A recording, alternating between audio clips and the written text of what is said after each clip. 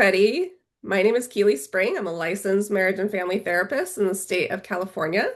And this is my podcast, Therapeutically Aligned, where I interview fellow clinicians about the work they do and why they do it and how they do it.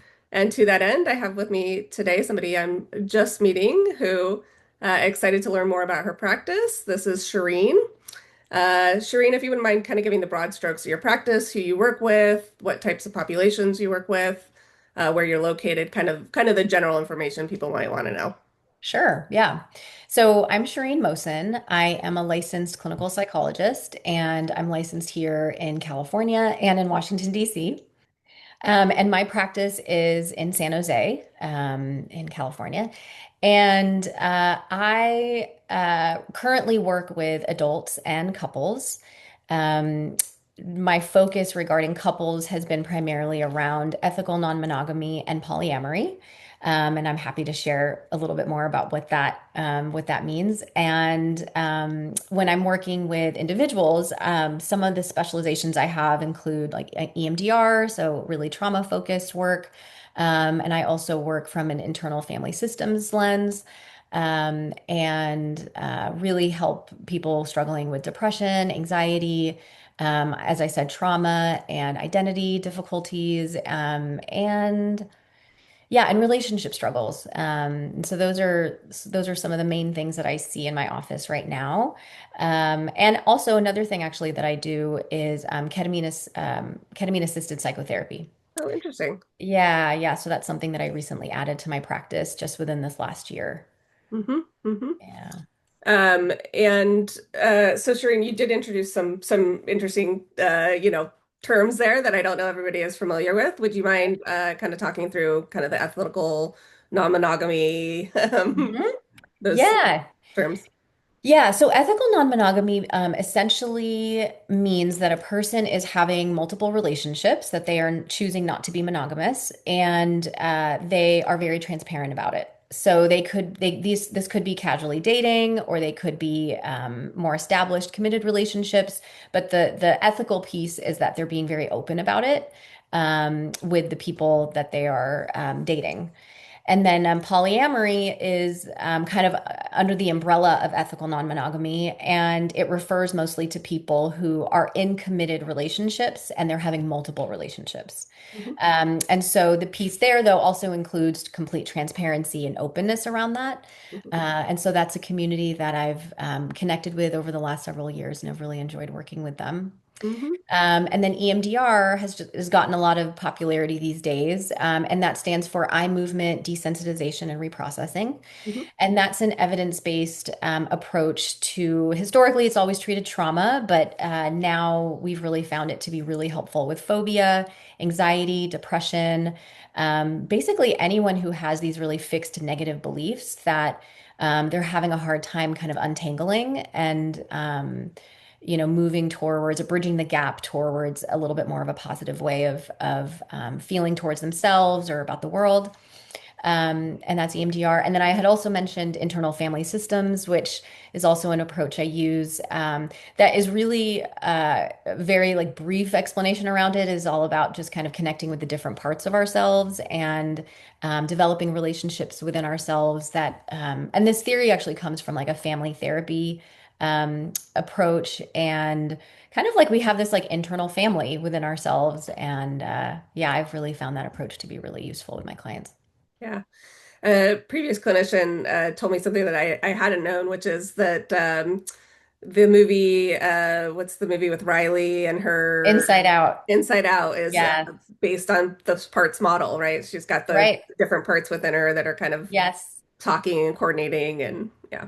Yeah, and I think that's such a great movie to showcase how it really works within us, right?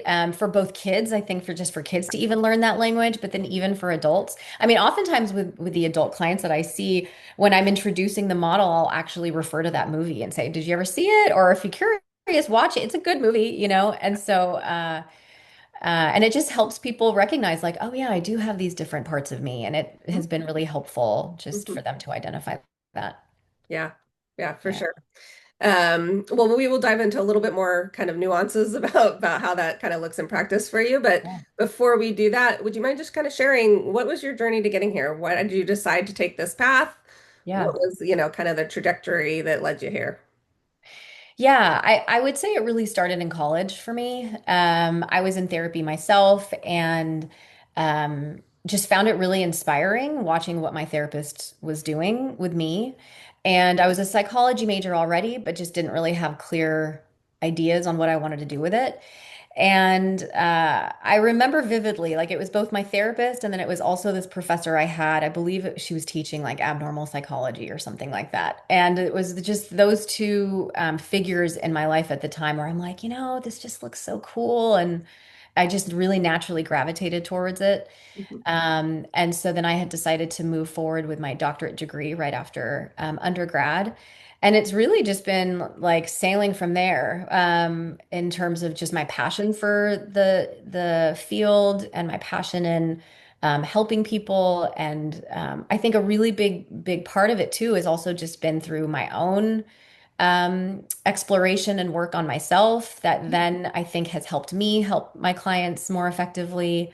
And so, which I don't think is an unusual reason why some of us go into the field of like, I'm feeling this way and what's going on with me, and I want to better understand that. And then that just naturally helps us help other people. So Mhm. I think that that's been a big piece of me falling into the work and then really loving it more and more. Mhm. Um, and I was initially actually planning on working with children and families, and that was how it started for me. And as I started working with parents more, I actually just kind of fell in love with working with them. Uh-huh. And I still love kids and working with them, but I just gradually, and just with some of the jobs that I was getting out of school, it was a natural progression just to focus more on adults. Mhm. Um, and so I was working in various settings, like community mental health settings, university settings, until eventually I found my way towards private practice and group practice. Mhm. And I don't know that we said this, do you work just virtually or do you have a in-person option for people? Yeah, so I do both actually. I was living in Washington, D.C. for a period of time, and so I've just maintained my license there. And so I have a couple of clients who reside in D.C. So that inherently has made it hybrid for me. But I also do see clients in person. Mhm. Yeah. In the San Jose area. In the San Jose office, yeah. Yeah. Yeah. Well, so what do you like about the job? Like, what do you enjoy about the role and, kind of what resonates for you about it? Hmm. I think there's a lot of excitement I feel when I'm sitting across a client and there's a specific feeling that can come up when you actually see that things are clicking and things are shifting for a person, especially if they're coming in feeling stuck, feeling confused, lacking awareness of themselves and lacking awareness of just what their struggles are. Um, and so I think that there's just so much joy and satisfaction that I get out of just helping the stuck feeling Yeah. because it can feel so helpless sometimes. Sure. And so so that I think really gets me going and excites me, and it's just so fulfilling Hmm. to watch someone and to reflect sometimes like clients that I've seen for years and to reflect on where they started and then process and look at the progress that they've made and then see, wow, like we just made that much progress and it was through the work that they've done outside of session but also with the work that we've done together. And so to have that kind of impact on someone's life, that I've experienced on the other side as a client, to recognize the impact that my therapists have had on my life is just, I just think it's such a huge reward, right? And so to have that be my job that I get to go do every day just feels like a big, as cliche as it sounds, I know, but it just feels like a big gift, of like, wow, I get to have this really fulfilling job where I get to have this meaningful impact on people. Um, I think that's just what keeps me going each Yeah. day. Yeah. Yeah. I can resonate with that a lot. Yeah. And I always think it's interesting too, because we get to see the change, and sometimes those changes are so minimal or so small in the moment that people don't really Yeah. notice them. But when you start to look back and you kind of reflect about like, here's where we started, here's where we're at now, you really do see Mhm. these like huge kind of arcs in people's progression. Yeah. And it does give you kind of that sense of at least for me, a sense of like accomplishment or like oh we're doing it. We're getting somewhere. Doing We're it. moving it. Yeah, yeah, exactly. I mean, I can recall times when a client was sitting across from me and they feel like they've made no progress, or they look at just like the big things of, well, this is what I came in with and I'm still struggling with it. And, but then like really teasing through like the details and really peeling back the layers of like, but look, like you've made progress here and then you also made progress here. And do you remember how much of a struggle this was? And now you just did this seamlessly, and then just to see the light in their eyes of like, oh yeah, you're right. That was And I think me. that that's a really useful skill, not just in therapy, but also just in life, to not just look at like the big picture, or sorry, just look at like the one big, small, but relatively small thing, and to really look at the big picture, to see how things have really shifted for them. Yeah. Yeah, I just did a panel discussion with fellow clinicians who've been on this podcast, and we Yeah. one of the things we talked about is how everything nowadays feels fairly cookie cutter, like especially with social media. And I think Yeah. clients come in sometimes with these expectations that it's going to be very cookie cutter, and that to your point, like you're going to have these big epiphanies all the time, and there's Right. life-changing moments that are happening every second. And, Right. and if it's not, then there's something wrong because it's we see it as a package of where Yeah.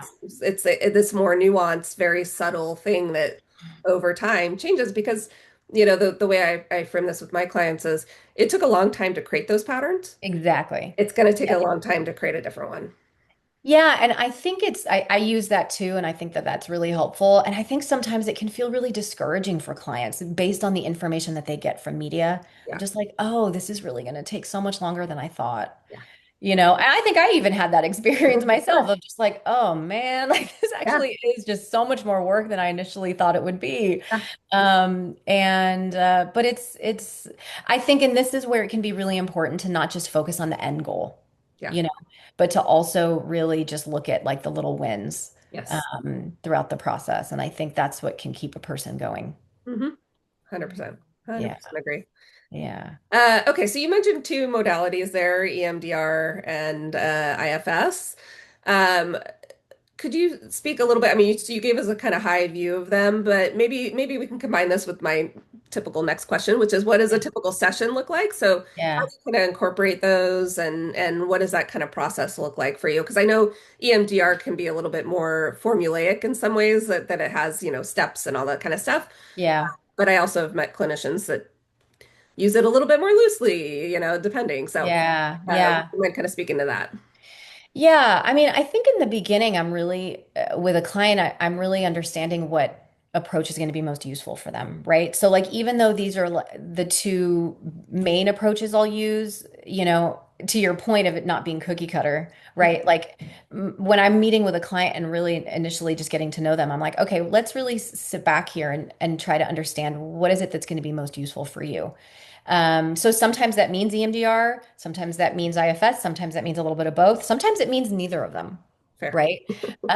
Just because if like parts language or just even that concept just feels really foreign to them, then we don't even go in that direction. Um, so a typical session, it's hard for me to even answer that because I think it just can look so different depending on the client. But what I would say is like, say for a client who I am doing more EMDR with, generally, we have an idea or like a general treatment plan of what we're working on, right? And usually in the beginning of a session, it's kind of checking in. How did the last session feel? How are things feeling since that last session? And just, kind of she's updating me, they're updating me on what's going on. Mhm. And then we check with EMDR, well, maybe if we were working on a particular target is kind of the verbiage that they'll use if it's a specific event or memory that we're working on. We'll check on like the previous target that we were working on and see if there's anything left from that target that we still need to work on. Mhm. And so from that perspective, it is a bit more maybe predictable or structured with an EMDR client. But it's also really flexible in the sense that if a client comes in, an EMDR client comes in and they say, "Oh, I just can't do any processing today. Like, it's just not going to happen for me." Of course, we're not going to do that then, right? And we just may engage in processing what came up in the previous session, Hmm. or what's come up more recently. And so there is a lot of fluidity that I like to have with my clients around what is it that they're needing and what is it that their system is needing that day, Hmm. and to not just stick to this very formulaic, well, this is what our plan is, and so this is what we have to do today. Hmm. That's certainly not my approach. And similarly, if I am using IFS, it will actually go somewhat similarly, but just the approach might be slightly different in that we're not doing bilateral stimulation with IFS necessarily if we're not incorporating EMDR. And if there was a certain part that we were focusing on in the previous session, that maybe now that part is like feeling okay, and there's another part that's coming more, wanting more focus and attention, then that's what we're gonna, you really focus our attention on so that the client's system is really getting what they're needing. Hmm. Um, and so, yeah, so I'd say like in the beginning, we're really just checking in for each first session, that beginning of that session of just what are they really feeling like they're needing, anything from previous sessions that we feel like we need to touch back on, and then engaging in whatever, approach that's going to be most useful for them in that moment, Yeah. um, and for that day. And and then usually, especially with ongoing like long-term clients, like, we already kind of know what our plan is for the future sessions. We're already in the groove of things. And so we don't necessarily need to explicitly say it each session. But something I do like to do with my clients is, I'll make a mental note of where they're at in the beginning of session, right? Like, say they're super stressed out or they're really anxious. And then at the end of the session, just check in with them like, hey, you came in feeling really X, whatever it might be. How are you feeling now? Yeah. And sometimes, they're like, I feel the same, and that's fine. Totally have that experience. Right? And maybe in the back of your head as the therapist, you're like, darn, Yeah. but right. But like, that's fine. That's also okay. Yeah. That's reality that sometimes things aren't going to shift in 45, 50 minutes. But then it's also really helpful when they even vocalize themselves, like, oh yeah, I guess like I am feeling a little bit less tension in my chest as you ask me that. Or like, yeah, I am feeling a little bit more hopeful. And to see that just within the last 50 minutes is pretty cool. Yes, as the clinician, but also just for them to acknowledge, like, yeah. And then sometimes I even like to ask, like, what do you think it was from the session that really clicked for you, that really helped you? Yeah. Because that's a good information for me, but also for Yes. them, you know? Yes. Yeah. This is 100% resonating because I do the same thing. Like I will Yeah. be like, "How are you feeling now?" At the end, Yeah. and what actually worked for you, or what can we take forward? Those kinds of things. Right. But it is, sometimes it's having people like it always strikes me with mindfulness, for example. One of the key components to my understanding with mindfulness is really like the part after when you notice how it impacted you. The Yes. mindfulness, you might get distracted in the moment. People always think it has to be this like, I've got a clear mind and I'm not, Right. and the Yeah. reality is it's more about like at the end, how do you feel?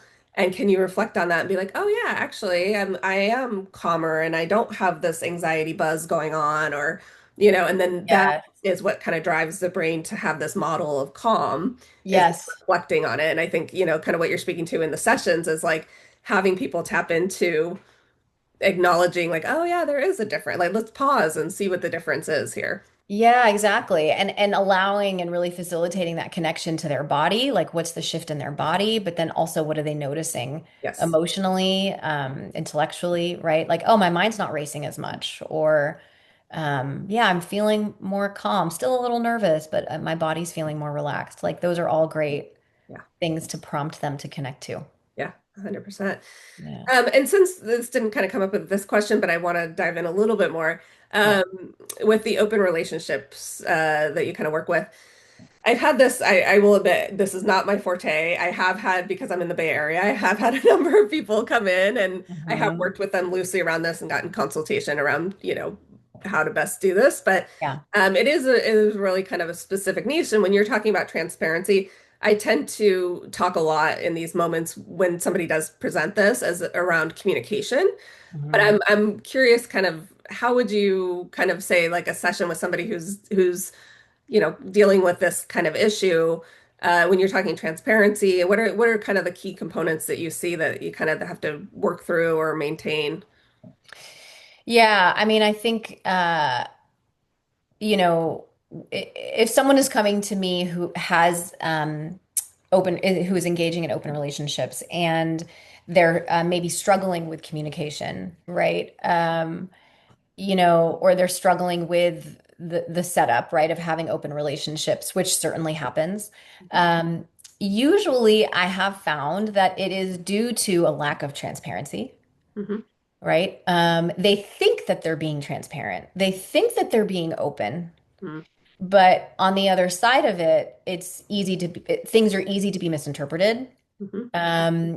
So then it's about what I've done is like really slowing it down and really asking them first, like internally, is your intention really to be transparent? Or is there a part of you that's like worried about being transparent? Or is there a part of you that's right? And if there is a worry, then exploring that. Hmm. And so I think, yeah, sometimes I do think some of the issues that I've seen is that they think that they're being fully open, but they're actually not, and then that causes relational problems. Um, and and so those are some of the more common issues I've seen Hmm. is they think that they're showing up really authentically and are being really direct and open with their multiple partners, but they're actually not. Uh-huh. Uh-huh. And so then, there becomes problems there. And then they start to question, like, well, it's their issue. It's not my issue. Right. So Uh-huh. there's sometimes deflection. Right. So there are just so many layers there that, potentially like relationship patterns that are happening that I have just found with cases like that to just really slow it down and like look at what are, first starting with what is like the core problem that you're finding and really then spreading it out to say, okay, well, there's this piece here, of mistrust. And then there's this piece here of, right. And then, but when you really break it down, it's all relating to poor communication. Uh-huh. Yeah. And so, where I have seen the most success with people having open relationships is they've done a lot of their own work Uh-huh. so that the emotional maturity is there, Hmm. the self-awareness is there. Um, and with emotional maturity, what I'm also referring to is an awareness and attunement to the other people that they're dating, Yeah. right?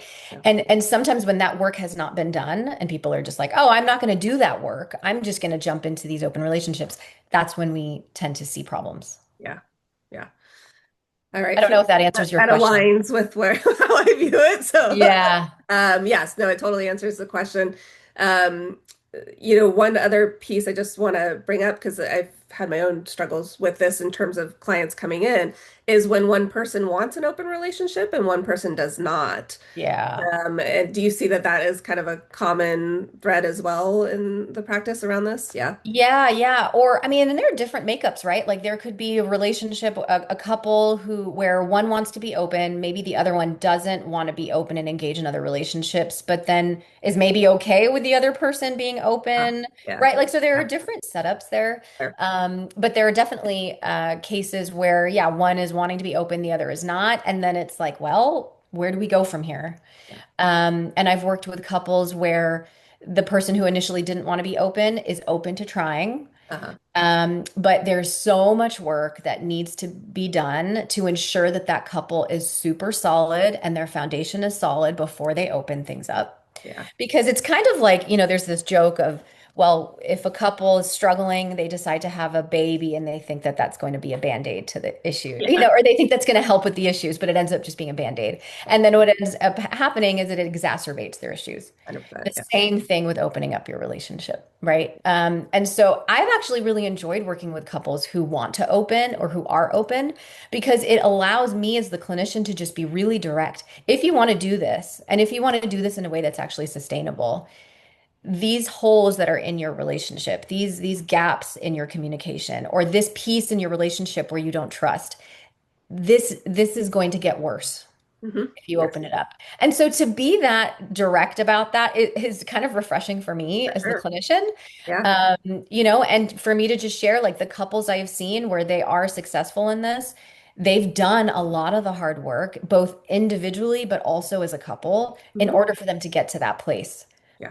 of opening up in a way that works. And so, yeah, so it's not easy work because you really do have to do your own personal work in order for you to be okay with most of the time you have to do your own personal work to be okay to see your partner with somebody else. Yeah. For sure. For sure. It's definitely a bigger process, I think, than people think. Yes, yes, 100%. Yeah. Um, and I think the couples that I've seen the most success with have already done a lot of their own individual work or are in the process of doing their individual work. Yeah. Yeah. Yeah. Fair. All right. Well, that was Yeah. fascinating for me, hopefully for Yeah. the audience as well, because Well, what's interesting is, I never really thought that I was going to have this kind of niche with working with couples. hmm But several years ago, when I opened up my private practice, I just found I was seeing individuals who were in non-monogamous relationships. I was seeing couples who were in non-monogamous relationships. And I was similar to you. I was like consulting and I was like, okay, I need to like read some books and get some trainings in this. And then it was one of those situations where the specialization kind of found me. Uh-huh. Uh-huh. Right, where like you just have enough people on your caseload where you're like, okay, I really need to know what I'm Level doing up. here. So then I did a lot of my own work on it, and then I thought, okay, and then I also just have a genuine interest and um, enjoyment in working with this community, and so I think it kind of ended up working out. Hmm. Yeah. Yeah. Yeah, that's an interesting point. I think sometimes our niches find us, Yes.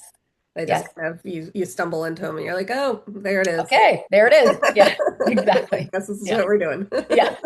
Exactly. Yeah, and it's the best case scenario if it's a niche that you're actually For enjoying. sure. Yeah. For sure. For sure. Let's hope it is. Yeah. Yeah. Yeah. All right. So, Shireen, is there anything that still surprises you about the work that you do? Um, probably maybe just because this is something that we touched on earlier, probably the piece that surprises me is especially in my work, learning more and more about treating trauma Mm. and just how complex it can be. I think what continues to surprise me is how it really can take a lot longer than you want it to. Do Yes, you know what I mean? for sure. For sure. And I think maybe this also surprises me because of my own personal experience too, of just like, you may work on something for a while and then you think like, okay, I'm pretty settled on this.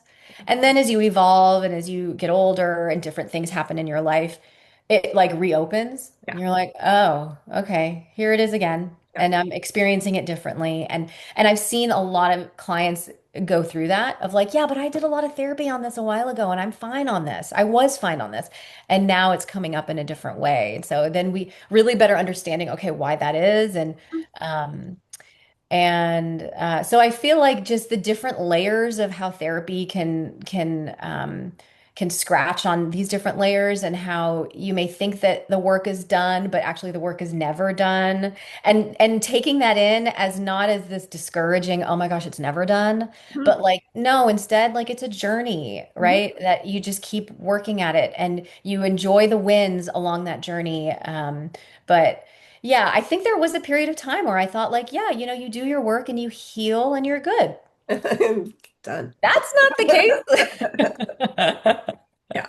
And so that I think continues to surprise me. And just in my own learning about trauma, because I am so passionate about that particular area, there's just so much to learn. Yeah. It just never ends, you Yeah. know? Yeah. Um, and so that keeps the work interesting, I think. Mhm. Yeah, I resonate with all of that. I Yeah. agree. I think it's an interesting part. And I do have people that'll come back like a year or two, three later, and they'll say like, I thought I had got all this done, like we dealt with my anxiety, like, and it's like, yeah, but then you had a baby, and then your job changed, or there's all these life factors that Yep. are going to impact, and then it's going to show up and manifest in a different way, A and that's different what I think way. people don't understand is Yes. just because in your 20s it manifested one way does not mean that in your 30s 40s it's going to be the same. Yeah, and I think also experiences that we have are so nuanced, right? So like maybe when you were working on it previously, it was from this lens. Yeah. But then over time and things change and your life changes, now there's another part of that same event that is impacting you now that's maybe mimicked a little bit in your current life. So yeah, it's so nuanced and layered and yeah, so I think that piece throughout my career is has been very eye-opening. Yeah. Hmm. 100% with you. Yeah. Okay, well, so this kind of is, little side question about this in some ways. Yeah. Is there things that you wish people knew or understood? Because I feel like your last answer could speak to that as well. That Mm, there's changing. yeah. Like things that I wish clients understood. Yeah, or like general population understood. I mean, even if you're, sometimes Mm, I get questions out in like, my normal life, and I'm like, oh, that's, yeah, yeah. people just don't understand. I really wish, yeah, I mean, this also touches on something that you had said of just like therapy being cookie cutter. Mm, yeah, It's so not, it should not be, yeah. right? And I get how media and social media can be really comforting for people when somebody on a reel is like talking about their experience and then the person watching it is like, oh, that's so me. And that feels really validating and you feel like, oh, I'm not alone. I see there that there's benefit to it. Um, but, I think that there has been just this progression of just so much reliance on that, Yes. of leaning on the information we're getting from social media, or even now leaning on the information we're getting from AI. Yeah. And right. And that's, I think just, I wish that people were just a bit more skeptical of what they were reading and watching. Hmm. Yeah. Right. Yeah. So, and so that piece sticks out to me just in terms of what I wish people knew, right? And to really, I wish that just people would really do their best to find trusted sources Yeah. for information, and if they're not sure, then to like try to connect with somebody who maybe can be a trusted resource so that at least you can check in, Yeah. and I think unfortunately, I think that's going to just continue to be a battle that we face. Yeah. One of the components of this that you didn't mention, but I do feel like as a component is these big box companies that Oh tell yeah. us therapy can be very cookie cutter and Yep. talk to Yep. your therapist anytime, text them, and I know. it's like all these versions of therapy that are just not therapeutic in a lot I of ways. know. Yeah. And I do think but it gives people because they have a lot of money to throw at ads and advertising I and all know. these things. And Yep. so I do think like, along with the social media aspect, I'm sure they're advertising on social media as well. You get this kind of idea that, oh, it's just, it can be this. 100%. Yes. And it honestly, it has always, and it still to this day kind of tears me up inside when someone that I've seen, maybe a newer client who's coming from one of those experiences and they share what their experiences and it like just tears me apart Yeah. inside of just like, oh, that's just horrible. And not to say that they're doing all bad, like people who don't have easy access or people who do come across a good therapist on there, great.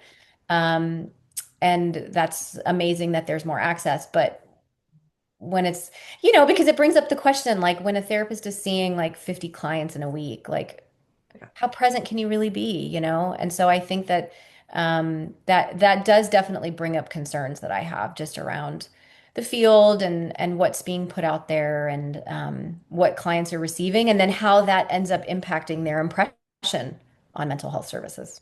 Yeah. Yeah. I just saw a article that was talking about how a full caseload is usually about 20 to 25 clients for most clinicians because once you get past that, you start to experience burnout and then you have people leaving the field, right? So if you're doing Yes. 8 sessions a day, 40 hours a week, you're it's a recipe for burnout and then the outcomes for the clients are worse. Low. Patients Yeah. have, kind of worse outcomes there. But the clinician also burns out and leaves the Yeah. profession often. So Yeah. Yeah. I mean, it can't be that satisfying for the clinician when you're seeing that many people. no. Yeah. Not to mention all the work you got to do behind the scenes that people I don't see, know. right? I mean, Yeah, you're exactly. working easily 50, 60 hours if you're seeing 40 Yeah. hours worth of clients. Okay, so final question in this clinical area. Hmm. Do you have a tool or something that we could share with the audience that might be useful as a kind of little takeaway? Okay, this is the first one that came into my mind. So I supervise pre-licensed therapists, and Mhm. what I find myself saying the most, slow it down. Ah, Just slow the process down. yeah. I have found that to be such a useful tool, so simple, Hmm. but really the value of it, I think, is huge. Because I think sessions can, clients can, I don't know, we've all had clients where like I'm one of those clients, just talks a lot. Like you Yeah. just talk a lot and like you're not really like feeling into what you're saying and like noticing what's happening in your body and noticing what emotions are coming up. And even for a client who isn't like a big talker, I think just slowing down and really like noticing, okay, what's happening for you in this moment right now as you're sharing, Hmm. right? Like I have found that to be just such an invaluable tool Yeah. in connecting with the client and better or learning about the client and the client learning about themselves. Yeah. um, and that's something that you can do no matter what modality you use, Yes. And so that's one of the reasons why I really love that one. Yeah. I 100% love it. I love it. I think it's a, Yeah. it even kind of ties into what we were talking about earlier about like kind of this cookie cutter, or there's like this package, Yeah. because that makes it seem like check the box. We did that. Check. Okay. Check. You Yeah. know. Yeah. Yeah, and I see this even with my clients who, they'll be like, "Well, but we just talked about it." And I'm like, Yeah. "Yeah. We talked about it up here, Yeah. but did we feel into Yeah. it? Yeah. Yeah.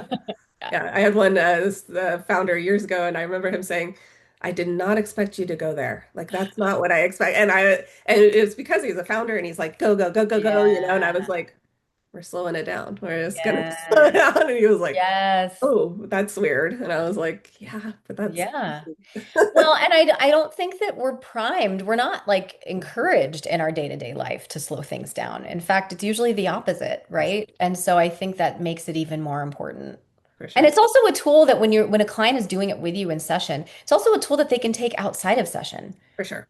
right? Of like, oh, I'm noticing I'm, getting frustrated. Okay, let me slow it down. Let me see what's happening for me. Like that's just such a huge tool to take away from. It's tangible. Anybody can use it. Exactly. Really use it anywhere. I always say too, like I'll get people to focus on something like outside a session. Then, if it's hard to slow down, like just stop and look at a tree outside look at the Yeah, grass, notice the colors, notice anything that just kind of slows you down exactly. works. Yes, it does. Yeah. Yeah, I like that ideas. Those ideas. Yeah. All right. Well, thank you, Shereen. You Mm. were officially seen from the clinical aspect. Would you be Okay. open to being seen on a more personal level? Absolutely. All right. Yeah. Okay. So first question, what Mhm. is something that's making you happy right now? Oh, that it's almost like, well, it is springtime. It's cloudy today, but it's springtime. So that's making me happy now. I love the sun and California warm weather. So that's making me happy. Yeah. Fair. Hmm. Okay, so what's your favorite app? Oh, this is a good question. What's my favorite app? Can I look at my phone really Yeah, quick and see please. what do I use? Mm. Oh, okay. It would probably be my Kindle app Oh, love it. Yeah. because I read my books on there and what I really love is I have it on my phone and so I can literally just like read my book anywhere I am. So if I'm like standing in line, Uh-huh. read a chapter, if Uh-huh. I'm waiting so that I really love. I'd have to say my Kindle app. Uh-huh. Any good books? I'm always looking for good book recommendations. Any recent books you read that you Oh. recommend? Well, there's one that I just added to my Kindle that actually I heard about through Oprah. It might be in Oprah's Book club. uh, She's got some good book ideas. list. And it's called An American Marriage. I have not read it yet, so I don't Okay. know. But I've heard amazing things. American Marriage. Okay. I'll look Yeah. up.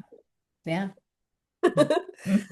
All right. Beach or mountains? Ooh, beach all the way. Yeah.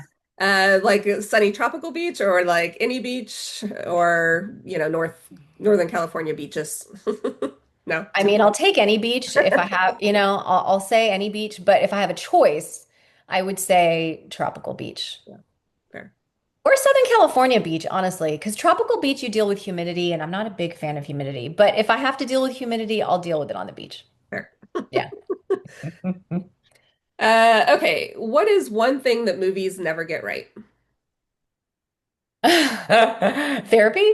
Yeah, They never get that right. Anytime they have a therapist in the movie, I'm always like, oh God, here we go. yeah, me too. Yeah. I'll say the depiction of therapy, I've rarely seen it be right Yeah, in a movie. Yeah. yeah.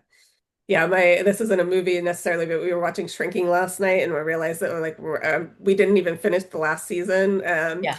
But we were watching, and I was like, "Oh no, no, no, no! Like you would never No, like. There's I know. like so much of this is like such boundary issues, and it's like I know. fun for the show and all. But I'm I like, know. like cringing. It's Oh, a serious cringe experience for therapists. 100% agree. Luckily, though, I think the show is entertaining, and for for sure. me at least, it's entertaining enough for me where I'll still watch it. It doesn't bother me. My bothered feelings don't overpower my enjoyment. But yeah, it's honestly, I think it's a great show to watch to see what not to do. That's fair. Yeah, Yeah. Yeah, you. even the first season when like you see at the end the girl that takes action, based on and that she's been like lying to her therapist and it's like this is why you don't do those things. So I was like, well, they Yes, nailed it there and why nailed it. that idea. Yes, I know. I know. Yeah, I think one of the main characters was a client or is a client. Yeah, there's so many blurred lines in that show. Living at the Living in clinician's the Yeah, house. I Yeah. know. I know. It's just like what? But it works for the show, I guess. For sure. For sure. Yeah, That is one of the more delightful shows, but there's to the point that you're making it. There's a lot of like cringe ones out there that I can't even as soon I as I know. see it, I'm like, oh no. Like if I know there's something about therapists, I'm like, no, not I even gonna know. watch it. But then I sometimes it know. sneaks up on you and you're like, oh, here Yes. we are. I mean, I watch a decent amount of reality TV, and sometimes when they have therapy sessions on reality TV, Uh, I'm just like, for the most part, it's actually okay. But there was one that was specifically about EMDR, and I'm like, this would never go down like this. Like, you know? So, yeah, yeah. it happens. Yeah, yep, for sure. I think the number one answer I've asked of every clinician is therapy. Oh, really? Yeah, Interesting. you're Yeah. not Yeah, it's alone. an easy one. It's Yeah. true. Yeah. Okay, what is one of the best ways to relax for you? Mm. Watching a show on TV. Fair. Okay, so I would say, yeah, watching a show that I'm really enjoying on TV, um, reading a good book, Hmm. reading a good book on the beach. Hmm. Yeah, Yeah, those are my combining all favorite those ways. answers. Love it. Combining all of them, yeah. Maybe not a TV at the beach, but a book at the Fair, fair, beach. fair, fair. Yeah. Okay, what about a dream trip location? Anywhere you want to go? Yeah. Thailand. I'd love to go to Thailand. Nice. Yeah. Yeah. Anywhere in particular, or just kind of all of the above? All over, honestly, because one of the things that I've heard about Thailand is that you can have a city experience, but also have a beach experience, which I do love a metropolitan city. So to get a mix of both would be pretty nice. Yeah, we went right before the pandemic hit. I went to You Thailand, did. and we did Bangkok, but we also did Chiang Mai, which is mountain. Oh, yeah. And Chiang Mai was actually like one of the best. And then we did Um, Phuket. We did like a beachy island. Oh, You can do interesting. beach, mountain, and city City? Yes. I mean, because I do appreciate mountains too. So, like, that's what I think is so amazing about Thailand is you can really have a mix of all of it. for sure, for sure. Yeah. Well, I would definitely recommend Chiang Mai if you go, Okay. All right. I'm going to keep that in mind. Yeah. incorporate it. Yeah. Okay, what advice would you give your younger self? Oh, that's a good question. Hmm. There's a theme that's going on with all of these answers of mine. Slow down. Yeah. Slow down. Yeah, yeah. I think just within the last year or so, I've really appreciated the value of slowing down. Mhm. But like the first course of my adulthood, I was like, go, go, go, go, go. Just like, okay, what's the next thing? What's the next thing? And yeah, I think the younger version of myself was just really trying so hard to just, you know, get things moving and going and so I just would tell her just relax, slow down. You don't need to be so Mhm. I don't know if I want to say anxious or she was anxious, but just you just need to relax. I feel like that's what I would tell her. Yeah. Yeah. Love the answer. I do think there's a theme here. Are Mhm. you familiar with Billy Joel's Vienna song? No. Um, you should listen to it because Yeah. it's like my slow down theme whenever I Yeah. feel like I'm going too much. Because Uh, like one of the lines is like, "Slow down, you crazy child. You're so ambitious for a juvenile. It's oh, I'll not have going to to go check it away out. if you sit and Yeah. So, Yeah. Oh, anyways. interesting. Yeah. Yeah, yeah, you can see there's the theme, right? That I was a person who like really just moved so quickly that I didn't feel into things. And so to just these last couple of years to just actually do that is a game changer. Hmm. Yeah, Yeah. it really does shift perspective. For sure. Yeah. Yeah. Okay, we got four more questions here. So, Okay. first one, what is your favorite season? Summer. Summer. Yeah. Get up to even here in the Bay Area. I guess San Jose, you get a little bit more just flat summer. Flat summer. Yeah. Yeah. And that's probably why I say summer because the summers here are pretty good. I mean, yes, we may have some days where it gets pretty hot, but it's not the majority of the summer. And so it's pretty good. Give me some 80s and maybe low 90s. That's not bad. I'll Hmm. take that. Yeah, fair. Yeah. Yeah. Okay, what would be the worst superhero power to have? To have a superpower that you can't turn off, Hmm. Hmm. One of like them. Yeah, any of them, right? Like if you I think to have any kind of power that you don't have control over, I think that would suck. yeah, yeah, for You know sure. what I mean? Like, okay, you can fly, but like if you couldn't control where you were flying or how fast you were flying, I think that would not be fun. Or you could read people's minds, but you can't control whose mind you're reading, all that. I don't think that would be great. So, um, and I think that they show that in like some of those Marvel movies where maybe like it's the younger kids where they have these powers, but they don't know yet how to control Yeah, them. Like that just sounds horrible. yeah, yeah. So, There's also this show, which just I just saw is coming back on, called The Boys, but it's all about like where superhero things go bad. yeah. Yeah. And not necessarily that they can't turn it off, although there was one episode where a guy like ran really fast, and I think he like ran through somebody, like killed somebody because he, See, just was yeah. really fast. Yeah, I wouldn't want that. Yeah, for No. sure. Yeah. Okay, what is an animal that resonates for you? Okay, this is I don't entirely know why, but tigers. Okay. I've Well, always loved tigers. I mean, I love cats, so the cat family I generally love. But uh, since I was a kid, I just loved tigers.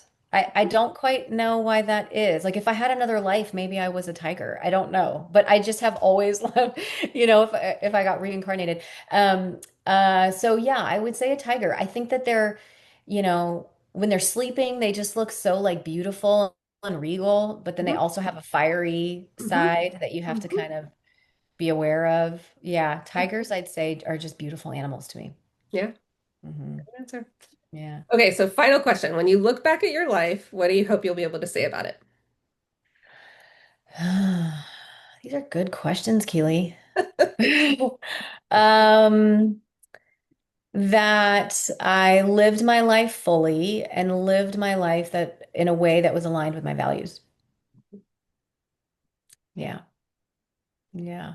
Well, thank you, Shereen. You're officially seen. Thank you. I will put your information up. I will share your website and some of the kind of ways in which people can get in touch with you. That said, is there anything that we didn't discuss that you want the audience to know or be aware of? No, I don't think so. I feel like we hit all of the important points. So yeah, thank you. I really appreciate you giving me the space. My pleasure. My pleasure. Thanks again. Mhm.